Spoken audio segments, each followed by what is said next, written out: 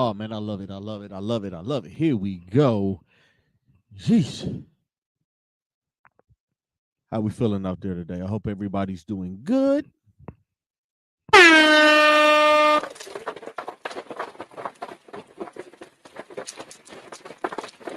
check.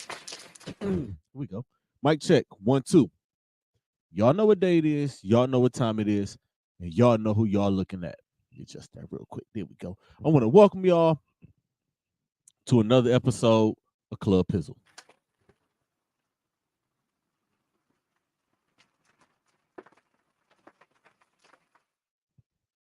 I am, of course, your host, Pizzle, Don P, Unc, and hopefully in a week, this introduction can change.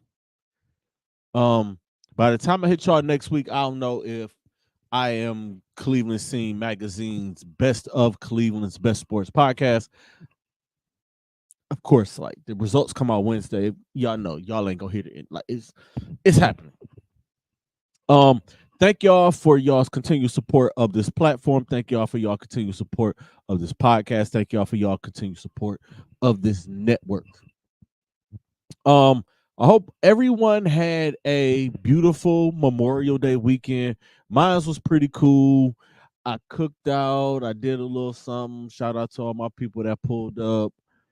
The brisket was on point. And if listen, if y'all want a brisket, call me.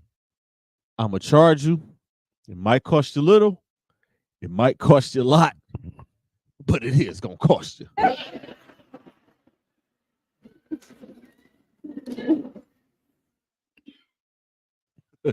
Yeah, man, food was good, man. I ate pretty good, man. The brisket was immaculate. This might be the best brisket I ever made.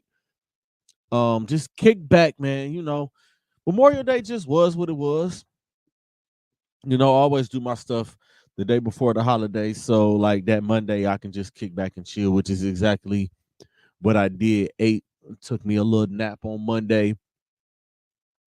But I hope everybody's Memorial Day was cool. I hope y'all had a blast. I hope y'all did what y'all do, man.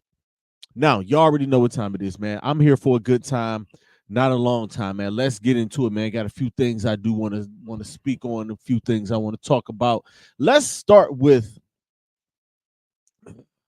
congratulating the Boston Celtics, your 2023-24 Eastern Conference champions.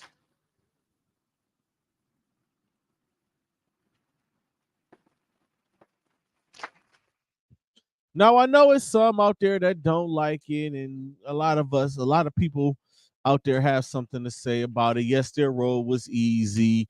Yes, they played Miami without Jimmy Butler. Yes, they played our Cleveland Cavaliers without Donovan Mitchell. Yes, they played the Indiana Pacers those last two games without Tyrese Halliburton. But the bottom line is this team was the best team during the NBA season, all season. And it's been no different. They have the best starting five in the NBA, and they've done this for the last two series without Kristaps Porzingis. So you got to give it up for that. Live shit, y'all. Y'all know. Excuse me. Excuse me, y'all. This is live, like allergies. It is allergy season. I had a little allergy attack Sunday, but that's neither here nor there. Let's get back to it. But the Boston Celtics get back to the NBA Finals again. They are looking for their NBA record 18th NBA championship. I honestly like their chances no matter who they go against. That game will be on shortly. Like, hopefully, y'all are watching the pregame on mute and y'all are tuned in to me. But let me get back to this Boston Celtics team, man. Joe Mazzulla. Listen, what else can be said about Joe Mazzulla? He took over 14 fresh off the NBA Finals with the removal of Ime Udoka from the Boston Celtics. We all know that story. No need to go back into it. He took this team over, got them to the 2 seed last year. What was it? The 2 seed last year? Or was it the 1 seed? It was the 2 seed, right? Got them to game 7 of the Eastern Conference Finals where they lost. They were down 0-3. He brought them. They brought them. They came back from 0-3, but ended up losing at home in game 7. To come back this year, this team was on a mission to go out and get Drew Holiday after and going out and getting Kristaps Porzingis, trading Marcus Smart when people thought it was the dumbest thing ever, retaining Al Horford to go with your dynamic duo of Jaylen Brown and Jason Tatum. Everybody's been talking about for the last 2 or 3 years. Well, maybe Tatum and Brown don't fit together. Maybe you should break them up. Maybe break them up. They probably do better on their own if they both had their own teams individually.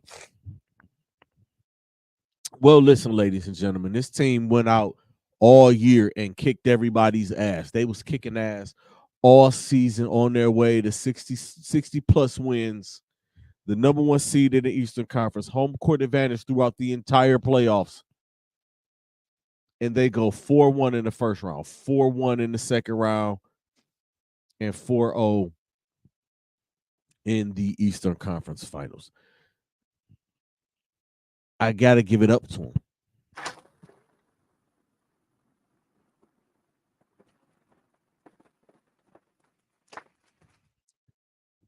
I just got to give it up. I can't sit here and be a responsible podcaster and not say that, wow, this team is it. I've been talking about them all year. I recall, and I have the receipt. I said it on this very show, sitting not at this very desk, but I sat in this very where I'm at right now and said if they could get Drew Holiday after trading for Kristaps Porzingis, you can cancel Christmas. Because there it is. Now, don't get me wrong, Indiana, let me give it up to the Indiana Pacers as well.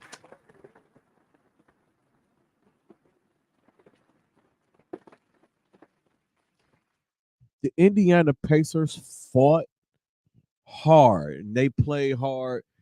They parlayed themselves not only into the in-season tournament semifinals, but they also were one of the last 4 teams remaining.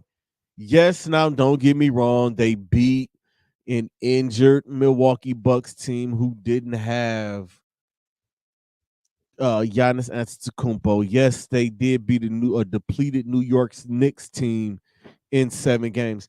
And again, I have no sympathy for any team that was injured when my Cleveland Cavaliers were injured all season and still managed to get the 4 seed. When you get down to this, when you get into April and May and the play into June, it's down to really who is the healthiest team. Right now, the Boston Celtics are about the healthiest team, minus Kristaps Porzingis. The 2 teams out west are pretty damn healthy. The Mavericks just got Maxi Kleber back, and the Minnesota Timberwolves, they're young and they're healthy. But back to the Indiana Pacers. Yes, they did beat injury-depleted teams, but the fact is they got here. The fact is Tyrese Halliburton has shown that he is one of the top point guards in the NBA. Yes, them trading Buddy Hield away and bringing in Pascal Siakam to go with Miles Turner, you have a very formidable 4 and 5 or 3 and 5 out there. They will get Benedict Mathurin back next year to go with Nembhard and to go with Halliburton. The Indiana Pacers are going to be a hell of a team, and I believe they have some cap space, so they might make some noise next year. Listen, let me tell y'all something, man. The Central Division is going to be lit next year. You got the Indiana Pacers, who just come fresh off the Eastern Conference Finals. You have the Milwaukee Bucks, who were the 2 seed. You have the Cleveland Cavaliers, who are the 4 seed. Brand new coach, a lot of stuff going on, but the Cleveland Cavaliers are still one of those teams. The Chicago Bulls coming back healthy next year. I got a funny feeling that the Chicago Bulls are going to make a big move to bring somebody else in. I don't think Zach LaVine is going anywhere. But to put somebody with Zach LaVine, pair somebody with Zach LaVine, the Bulls are going to make noise. And I think that the Detroit Pistons, their ceiling is like the sky is the limit for them. Monty Williams is a good coach. They got some talent over there. They just got to put it all together. The Central Division is going to be lit next year. But again, props to the Indiana Pacers for doing everything. Tyrese Halliburton, what a player, man. Miles Turner, he grew on me just to watch Miles Turner's growth in his game from when back in the Paul George days, the 2016, 2017s, just to watch his game become what it is. And to see guys like TJ McConnell I'm a fan of TJ McConnell. Work hard, get busy, go ahead, do your thing, big dog. Pascal Siakam, you got your 1-2 punch with Halliburton and Siakam. That's going to be a nice little 1-2 punch. And again, they still can make some moves going into this offseason. So it's going to be interesting to see. Now, Jaylen Brown won the Eastern Conference Finals MVP. Let me salute that.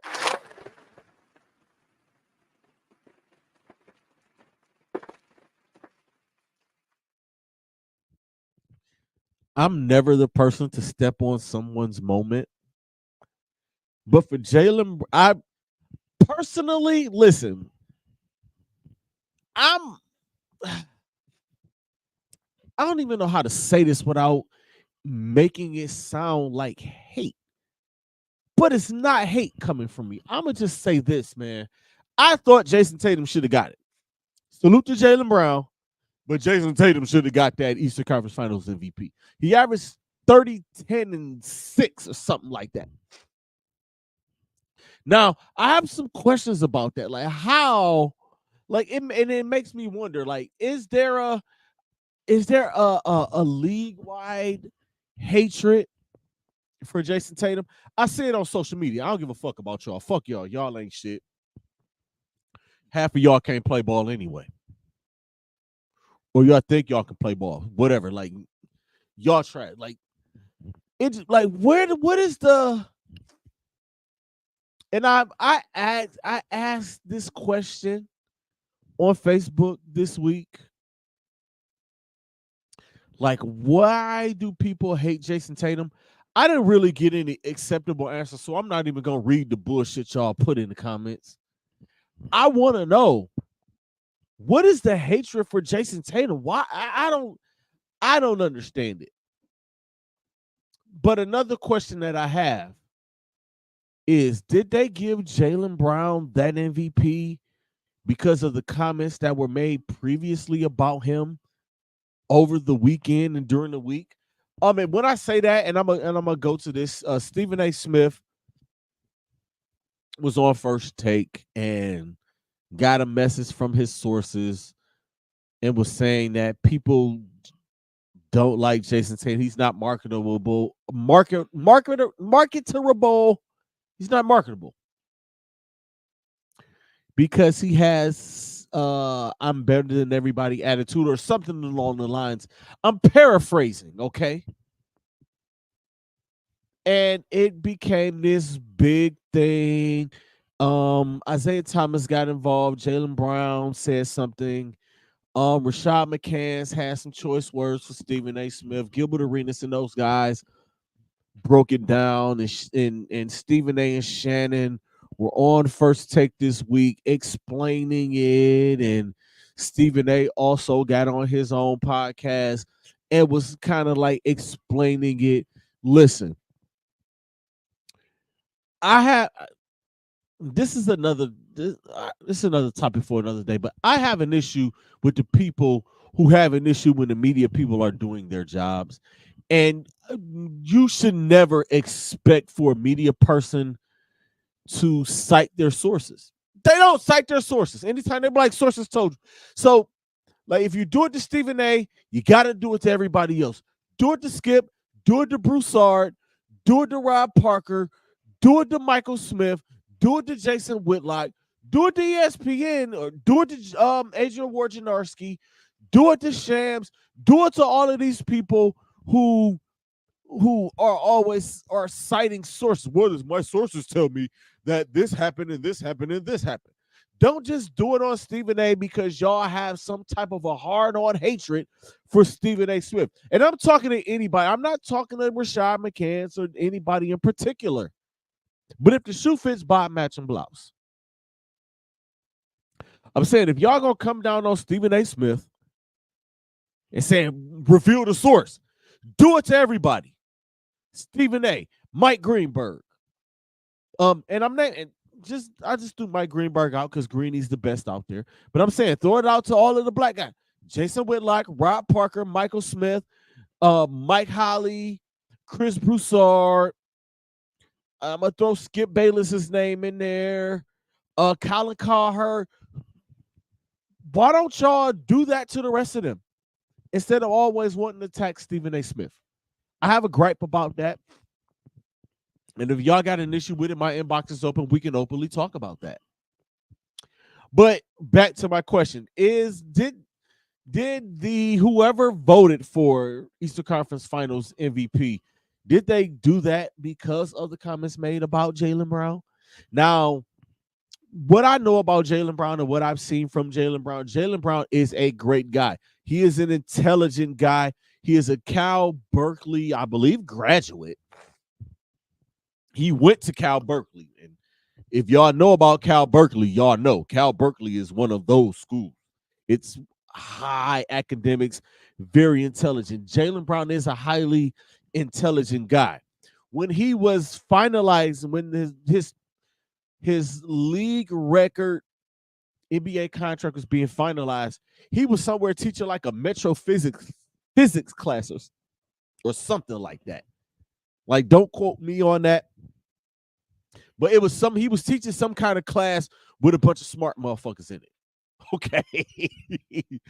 He's very socially conscious. Like, I've seen interviews and I've seen pieces on him where he is with the shits. Jaylen Brown is. Like, I commend him. I salute him for that. And he can ball. All of the talk about him last year, talking about he didn't have a left hand, he showed a lot of his left hand this year, and he's been showing a lot of it. And again, I'm not trying to step on him getting that MVP award. I just felt like Jason Tatum's 30, 10, and 6 was a little better. And Jason Tatum balled out. And don't get me wrong, Jaylen Brown balled out too. They could have shared it. And I'm just throw that out there, man. In other news, the Dallas Mavericks are up 3-1. The game will be on directly, like right after this. Like, I'm gonna make sure y'all are I'm out of here in enough time for you guys to catch that Mavericks T-Wolves game 5, 8:30 on TNT. Is up in Minnesota, the Target Center. The Mavs are up 3-1. I believe the Mavericks do close it out tonight. I think Minnesota gave their best and their last shot. That desperation set in, and they may have worn themselves out because Anthony Edwards has been looking gassed this entire series. He played a great game in Game 4. Oh my God, what a game. That game cut into my sleep time to get up and go to work in the morning.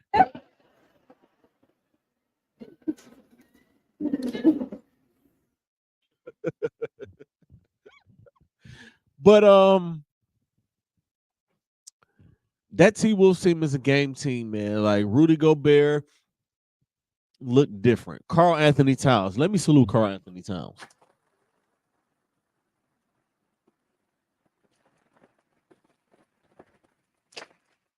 My group chat buddies, we got it. Like, Karl Anthony Towns, and this is a league. It might be a league where I think I don't care about the social media shit. Like, whatever.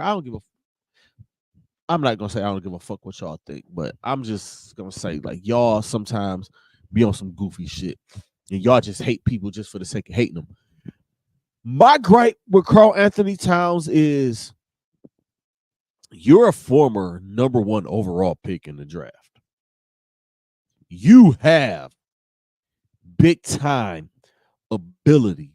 You could be, or you could have been, the prototype for big men in this league for the next generation. You had that opportunity, and it didn't happen. You had Jimmy Butler on your squad, and Jimmy didn't like you. Y'all know the stories. He had opportunities to become this guy, but he chose to want to be the greatest shooting big man of all time. I don't have a problem with that, but I have a problem with that. You are 6'11", 7 foot tall, big body dude, 250, 255, whatever you weigh. Give him the whole bag. Work your game inside. He could be a 7'3" level scorer and become one of those guys, but he chooses to camp out outside the 3-point line and want to shoot threes. And then you getting choked out by Ben Simmons of all people really made you look funny in the light. You're never gonna beat the allegations, Cat. You're never gonna beat the allegations. Even though we all laughed when the Utah Jazz traded Rudy Gobert to the Minnesota Timberwolves, and the T-Wolves gave up 4 first-round draft picks. We all laughed about that, but they're getting the last laugh because they are in the Western Conference Finals right now with a hell of a young squad with Ed Edwards and Jaden McDaniels.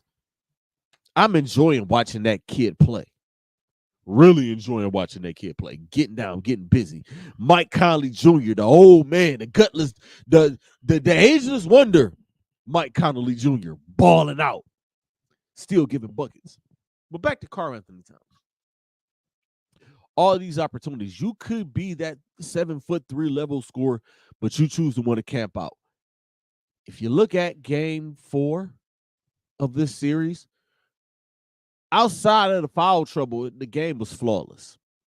Started in, work from inside out, kill him in the post for a minute, hit him with the midi, and then go out to the 3 because he hit his first 4 threes before he missed one.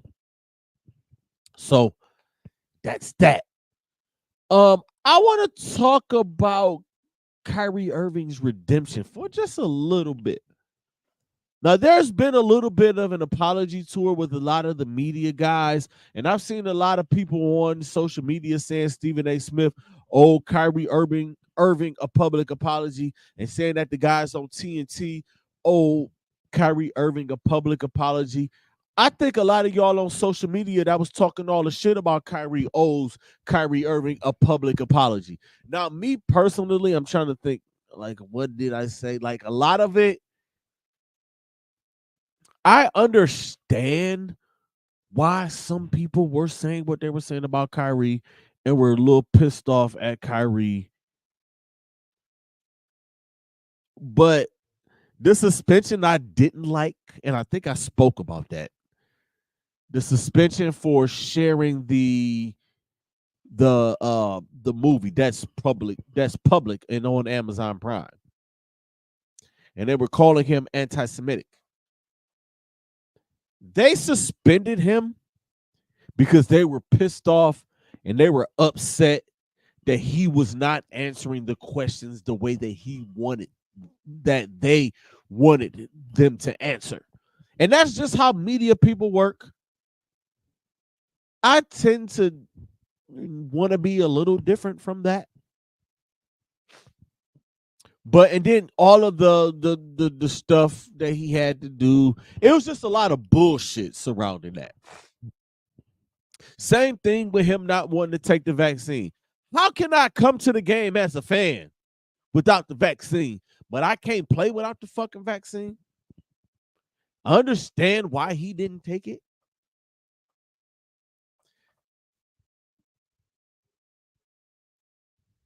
To go through what he went through from when he left Cleveland, because there's still a lot of people, and I'm talking to Cleveland, and I'm talking solely to Cleveland right now. It's some of y'all out there that's still holding that against him. He explained that, and he broke that down on why he wanted to leave here. Boston. Yeah. Brooklyn. Field experiment him, KD, then adding Harden to that, then adding Ben Simmons, and Kyrie was just at a point where he was like, fuck this, get me out of here. Especially after the vaccine and the suspension stuff. And the people still had a lot to say about him. But it's been awfully quiet this season because Kai has been available and he's been balling, and him and Luka have helped the Dallas Mavericks get all the way to this point, which I had them getting here and then losing in the conference finals to the Denver Nuggets.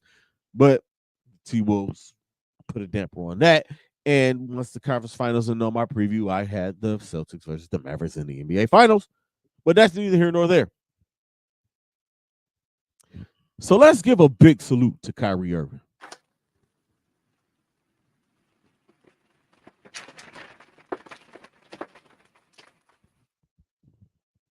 Outside of Greek, Giannis Antetokounmpo,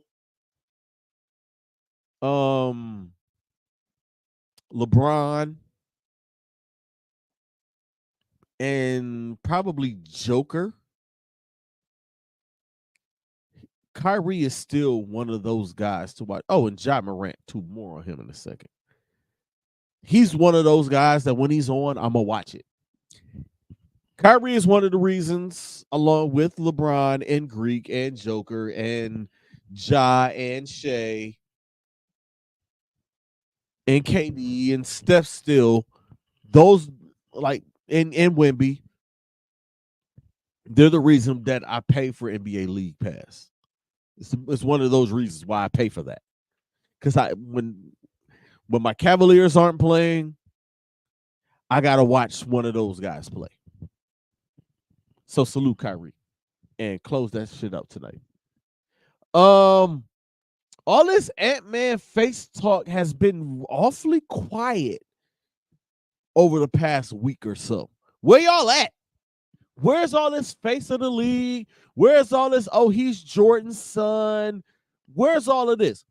First of all, he shot like shit in that game 7 against Denver. He shot like shit in game 1 of the Western Conference Finals, shot like shit in game 2 of the Western Conference Finals, shot like shit in game 3 of the Western Conference Finals. Game 4 was his best game of these Western Conference Finals. If y'all go call him the face of the league and say he's a potential new face of the league, y'all got to treat him the same way y'all treated the last face of the league. If this was LeBron James and he played like this in the game 7 and the previous 3 games before that, y'all would be talking about that game 7 and the previous games before that. Give him that same treatment. All I'm asking for people out there is to keep the same energy. If y'all can't keep the same energy, y'all not qualified to talk to me about shit. Okay? And check this out. All this Anthony Edwards talk, don't forget about Ja Morant. Because 2 years ago, all this shit y'all was talking, all this Anthony Edwards talk, y'all was saying this same shit about Ja Morant. And I got on my social media probably 3 years ago and told y'all Ja Morant reminds me of Allen Iverson. And y'all called me crazy. Only for a year later for y'all to be like, oh, he's like Iverson. Y'all will never give me my flowers, so I'm coming to y'all front yard and I'm stealing the tulips out of your fucking flower beds. Okay? Don't forget about Ja. Ja Morant and Anthony Edwards is the NBA rivalry that we need right now. With LeBron James entering the twilight and the end of his career, because 2 years from now, 3 years from now, LeBron James is going to be retired. Okay? So Ja Morant, Anthony Edwards, and I'm going to give y'all my list. Listen. Joker and Greek. Don't forget about those 2 guys. These guys have won 5 MVPs in the last 6 years. Somebody correct me if I'm wrong. Joker got 3 in 4 years. And then before him, Greek got 2, right? 5 and 6 years. Why can't they be the face? They got the championship. They already both got a ring apiece. NBA Finals appearances, great playoff performances. Why not? And then we got Ja Morant, Shai Gilgeous-Alexander, Anthony Edwards, and Jason Tatum. Don't forget about Jason Tatum. All this face of the league talk, and y'all just immediately jumped on the Anthony Edwards bandwagon. Don't forget about Jason Tatum. Because all Jason Tatum has done since he's come into the league is get to the conference finals in the NBA Finals and beyond. Since 2018, his 2017, 2018, his rookie year. Conference finals that year. 2019, they didn't make it. 2020, they made it. 2021, they didn't make it. 2022, they got all the way to the NBA Finals. 2023, they got to the conference finals. And 2024, they were in the NBA Finals. All of this face of the league talk, we're not leaving Jason Tatum out of it, okay? And Luka heard all that face talk, and he's showing Anthony Edwards, hey, I'm him. So, whatever. Moving on before we get out of here, it's 2 things I want to touch on. Break as of Wednesday, it broke that the Negro League's statistics will now be a part of Major League Baseball's records.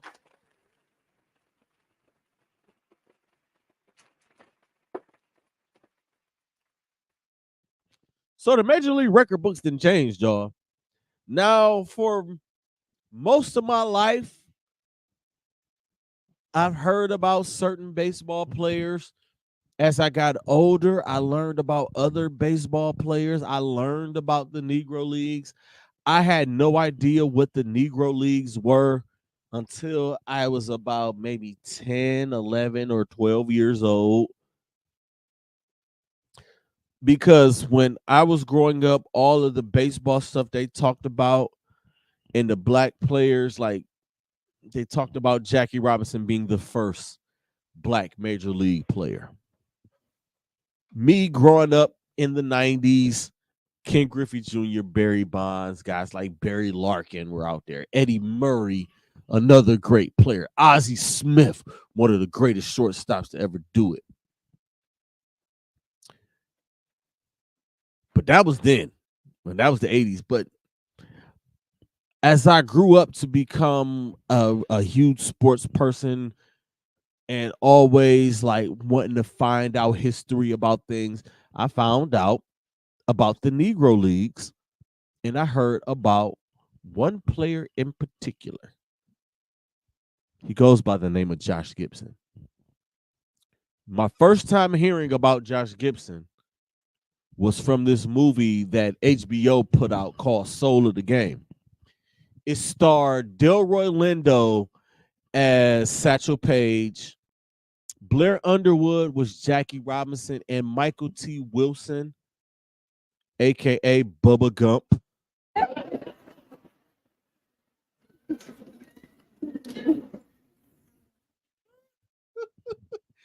Michael T. Wilson starred as Josh Gibson. And I don't know if you guys remember this movie, Soul of the Game. If y'all don't, just go back and try to find it. It may or may not be on HBO Max or Max, as they call it. Try YouTube, see where y'all can find it. But it tells the story of this guy whom they call, I later found out, they called the Black Babe Ruth. He was the black mythical guy that you heard about who could hit any and everything. And it was Josh Gibson. And this is the reason why I'm wearing what I'm wearing today, Homestead Grays. I want to stand up and I want to turn around because I want y'all to see the back of this jersey. If y'all can see it, Josh Gibson. Y'all see the numbers. Yes, indeed. I hope y'all were able to see that. This is a special made jersey. Listen, I've had this jersey for a minute. I got mad Negro League jerseys upstairs. I have Jackie Robinson's Kansas City Monarchs Negro League jersey. I have Willie Mays' Birmingham Black Barons jersey upstairs. I have a Brooklyn Major League Negro League jersey upstairs. Like I'm always thinking, and hey, I'm gonna get these. These are the Negro Leagues. This is me. This is part of my culture. So I say that to say this about Josh Gibson. Josh Gibson has now become Major League Baseball's career leader in batting average with an average of 372.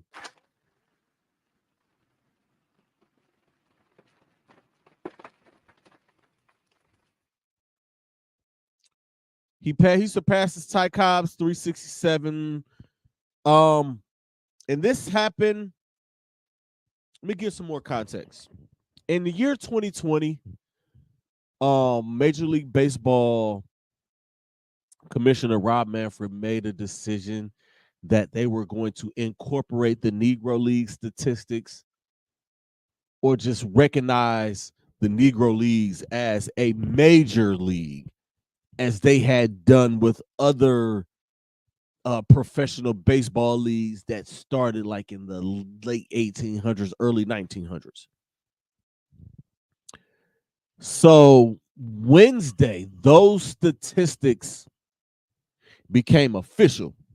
And people say, well, they made this announcement in 2020. What took them so long? Y'all know these records are from the Negro Leagues was from 1920 to 1948. And you have to think about it. We are in 2024. Some of those box scores and that stuff is 100 years old. And we are in we live in a day and age where technology is technology and technology rules the world, and people are throwing paper and all of this stuff away. You have to find these things and you have to authenticate these things. Because again, the myth was Josh Gibson hit over 800 home runs. But you have to prove it. Satchel Paige and like a lot of his stuff, like there's a lot of these things that they had to prove. But the 800 home runs, it's not going to go up there. Whether y'all like it or not, Barry Bonds is still the home run king. Sorry, not sorry. These records, and they did their research. There was a committee of maybe 20 people. They were actually doing this research long before Major League Baseball decided that, hey, we're going to make these statistics and we're going to roll them into the Major League record books. Now, there are some people out there who aren't happy about that, and frankly, I don't give a shit. Be butthurt and stay butthurt. The Negro Leagues were around for a reason. They were a professional league for a reason, because back then in the 20s and until 1947, when Jackie Robinson broke into the major leagues, they didn't allow, it was segregated, okay? So with that said, Josh Gibson is the major league. He now is the career batting champion. Also, Gibson's 466 average in 1943 for the Homestead Grays became the single season standard, followed by Charlie Chino Smith's 451 for the 1929 New York Lincoln Giants. They overtook the 440 by Hugh Duffy for the National League's Boston team in 1894. And also, Josh Gibson became the leader in slugging percentage with a 718 slugging percentage and a OPS of 1.777, moving ahead of Babe Ruth's .690 and 1.164. So, with all of these stats being integrated, it is now time for all of these historians to acknowledge and recognize Josh Gibson in that GOAT category. Now, mind you, that the Negro Leagues didn't play as many games. I believe they play like a 60 something or 70 something game schedule. But the records are the records. Acknowledge Josh Gibson for the great that he is and start putting him in those conversations. If he's the black Babe Ruth and they were calling Babe Ruth the white Josh Gibson, give that man his flowers. Now, it's a shame that this could happen while he was still with us. And it's a shame that Josh Gibson never had an opportunity to play in the major leagues. He passed away at a very, very young age. And I am praying. I don't give a fuck who do it. Spike Lee, Ryan Coogler, Tyler Perry,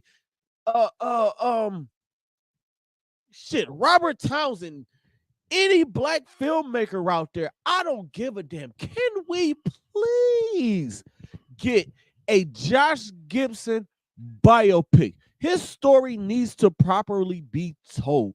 The little parts that they told in the movie Soul of the Game was okay, but there are more layers to him, and we all know this. Can somebody please, I am begging you, get us a Josh Gibson movie, a proper Josh Gibson movie, or a proper Josh Gibson documentary. Please, I am begging you. And if y'all have anything for me to do in this, my information is not hard. I am not hard to find. My phone number, my DM is open. If anybody can give me any of this information, or get me to any of these guys, get me to Spike or Robert Townsend or Ryan Coogler or Tyler Perry or somebody that can tell Josh Gibson's story. Please and thank you. Now, before I get out of here, last thing before I get out of here, y'all, rest in peace to Bill Walton. The great Bill Walton passed away this week but he's 71 years old, I believe he was. He passed away of cancer. Caught me off guard because I had no idea Bill was sick. It was crazy because I was sitting around. It happened Monday. I was sitting around and I was watching the Candace Parker documentary on ESPN. I'm a real documentary buff. And I said, after this Candace Parker, I'm going to watch the Bill Walton documentary. And as I'm reaching the tail end of the Candace Parker documentary, I get a message from my guy, Paul Teeple. Shout out to Paul. Wow, Bill Walton passed away. Are you kidding me? I'm literally getting ready to watch Luckiest Man in the World on the ESPN app. I actually did have an opportunity to meet Bill. Like, I go back, like I've had some times and I met some people. I met Bill Walton probably when I met damn near everybody at the 2007 NBA Finals. Just tall, man, like just tall and smelled like weed. Really, seriously, tall and smelled like weed.